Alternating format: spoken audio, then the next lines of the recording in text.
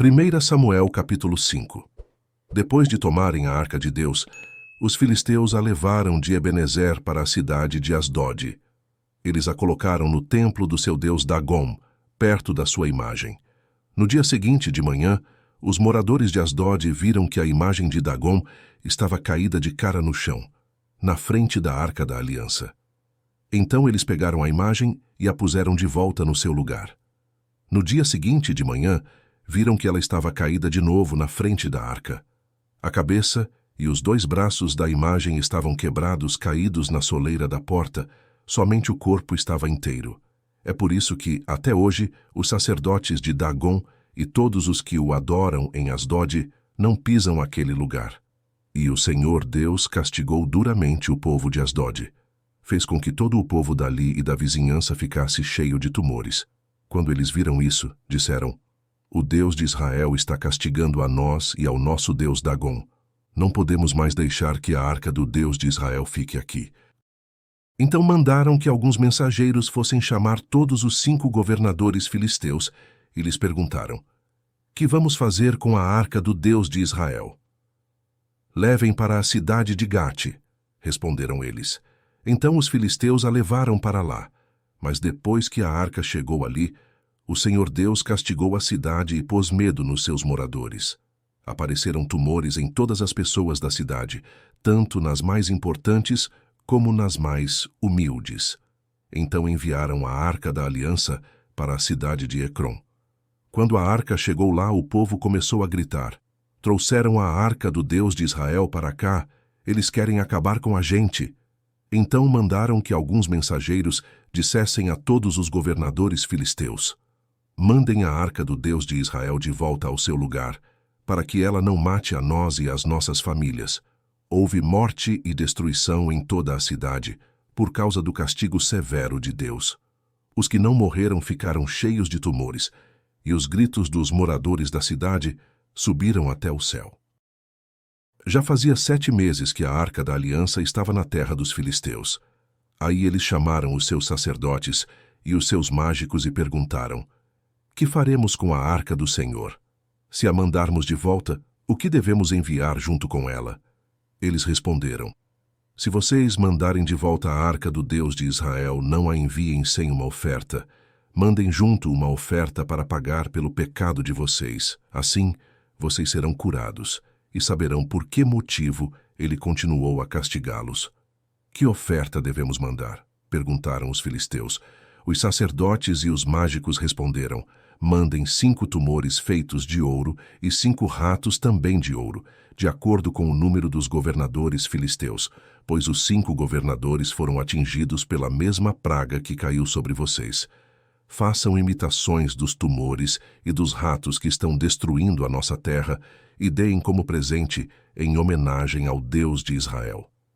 Assim ele talvez pare de castigar vocês, os seus deuses e a sua terra. Por que razão vocês seriam tão teimosos quanto o rei do Egito e os egípcios? Não esqueçam que Deus zombou deles até que eles deixaram os israelitas saírem do Egito. Façam o seguinte: arranjem 2 vacas que ainda não puxaram carroça e amarrem as 2 a uma carroça nova. Depois, toquem os bezerros delas para o curral. Então, peguem a arca do Senhor Deus e a coloquem na carroça. Ponham também numa caixa, ao lado da arca, as imitações de ouro que vocês vão mandar ao Deus de Israel, como ofertas para pagamento pelos seus pecados. Aí toquem as vacas para a frente e deixem que elas vão para onde quiserem. E prestem atenção: se a carroça for na direção da cidade de Bet-Semes, isso quer dizer que foi o Deus dos israelitas que nos mandou este grande mal. Mas, se isso não acontecer, então, quer dizer que não foi ele quem mandou esta praga, e sim que ela veio por acaso." E os filisteus fizeram o que os seus sacerdotes e mágicos haviam dito. Pegaram 2 vacas e as amarraram à carroça e prenderam os bezerros no curral. Depois puseram a arca do Senhor Deus na carroça, junto com a caixa onde estavam os ratos e os tumores de ouro. Então as vacas foram diretamente para a cidade de Bet-Semes, andando e mugindo, sem se desviar do caminho. E os 5 governadores filisteus as seguiram até a divisa de Bet-Semes. O povo de Bet-Semes estava colhendo trigo no vale. De repente, eles olharam e viram a Arca da Aliança e ficaram muito alegres. A carroça, puxada pelas vacas, chegou até a plantação de Josué, de Bet-Semes, e parou perto de uma grande pedra.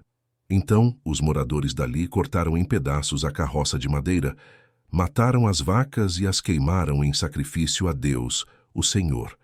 Os levitas pegaram a Arca do Senhor e a caixa com as imitações de ouro e puseram em cima da grande pedra. Naquele dia, o povo de Bet-Semes apresentou ao Senhor ofertas que foram completamente queimadas e também sacrifícios de animais. Os 5 governadores filisteus viram isso e no mesmo dia voltaram para Ecrom. Os filisteus mandaram a Deus, o Senhor, os 5 tumores de ouro como oferta em pagamento pelos seus pecados, um por cidade: Asdod, Gaza, Asquelon, Gate e Ecrom. Mandaram também 5 ratos de ouro, de acordo com o número das cidades governadas pelos 5 governadores filisteus, isto é, as 5 cidades protegidas por muralhas e os povoados que ficavam ao seu redor. Na plantação de Josué, que era natural de Bet-Semes, a Arca de Deus foi colocada em cima de uma grande pedra, e essa pedra ainda está ali como prova do que aconteceu.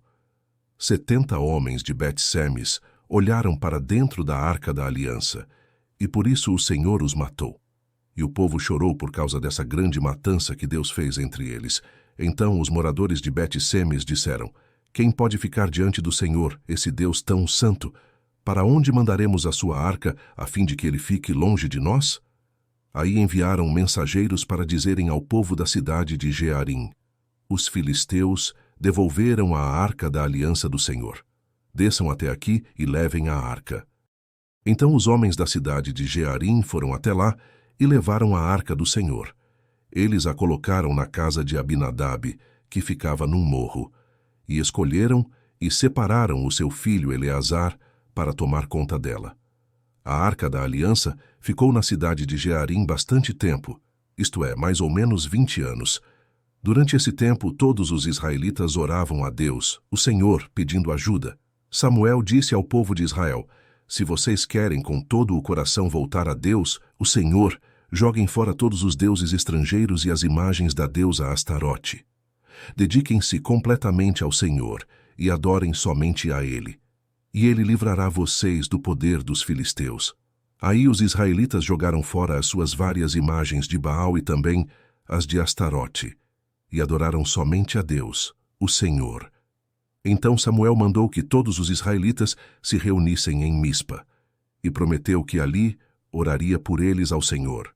Assim todos eles se reuniram em Mispa, tiraram água e a derramaram em oferta ao Senhor. Jejuaram o dia todo e disseram: nós pecamos contra Deus, o Senhor. E ali em Mispa, Samuel julgava e governava o povo de Israel.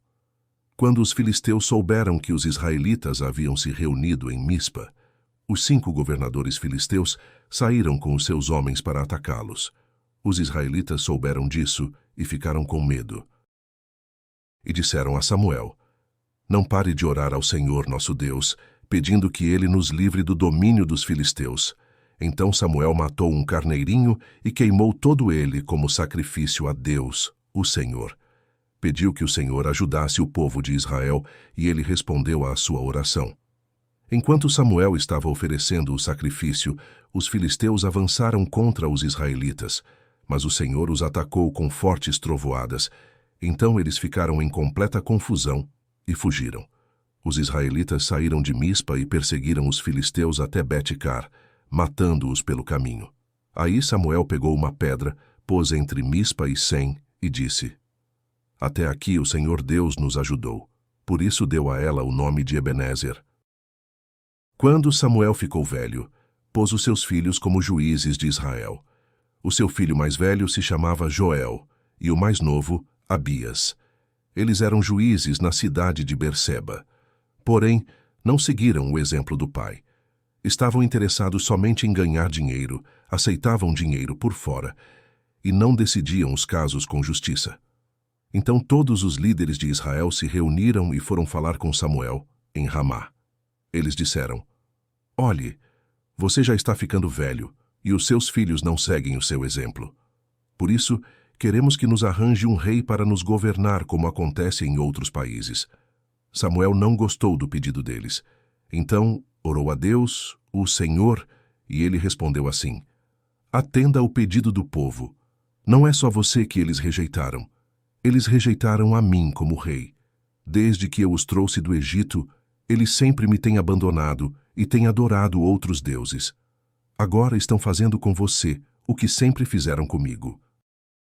Portanto, atenda ao pedido deles, mas avise essa gente, explicando com toda a clareza como o rei vai tratá-los. Então Samuel explicou ao povo tudo o que o Senhor lhe tinha dito. Ele disse: O rei os tratará assim. Tomará os filhos de vocês para serem soldados, porá alguns para servirem nos seus carros de guerra, outros na cavalaria e outros para correrem adiante dos carros. Colocará alguns deles como oficiais encarregados de 1000 soldados e outros encarregados de 50. Os seus filhos terão de cultivar as terras dele, fazer as suas colheitas e fabricar as suas armas e equipamentos para os seus carros de guerra. As filhas de vocês terão de preparar os perfumes do rei e trabalhar como suas cozinheiras e padeiras. Ele tomará de vocês os melhores campos, plantações de uvas, bosques de oliveiras e dará tudo aos seus funcionários. Ficará com a 10ª parte dos cereais e das uvas para dar aos funcionários da corte e aos outros funcionários. Tomará também os empregados de vocês, o melhor gado e os melhores jumentos, para trabalharem para ele. E ficará com a 10ª parte dos rebanhos de vocês. E vocês serão seus escravos. Quando isso acontecer, vocês chorarão amargamente por causa do rei que escolheram, porém o Senhor Deus não ouvirá as suas queixas.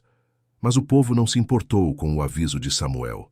Pelo contrário, eles disseram: Não adianta, nós queremos um rei. Queremos ser como as outras nações, queremos ter um rei para nos governar, para nos dirigir na guerra e lutar em nossas batalhas. Samuel ouviu o que eles disseram, e então foi e contou tudo a Deus, o Senhor. Ele respondeu: Faça o que eles querem, dê a eles um rei. Aí Samuel pediu a todos os homens de Israel que voltassem para casa. Se inscreva e ative o sininho para não perder o próximo vídeo.